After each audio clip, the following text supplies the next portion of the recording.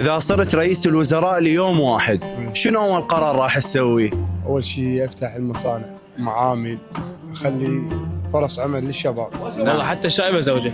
حتى الشاي والله حتى بالزوجة؟ الشاي بزوجه. والله محتاجين ما هيك اخلي رئيس. ما اخلي مكان بغداد ما نظفه. من ناحيه التنظيف، من ناحيه الاموال، من ناحيه كل النظافة 100%. شيء اكيد، والثقافه ترجع. نعم. والله ما اخلي اعزب ما زوجي. أويلي يابا. يعني كل الشباب تتزوج. والله عمي اولهم مسلم هلال. نيال الشعب فيك. وهذا مقدم من شركة كروانجي كيناي مشروع طاقة وألف عافية. أول قرار أتخذه هو تفعيل القانون، لأن أنا رجل قانوني. نعم.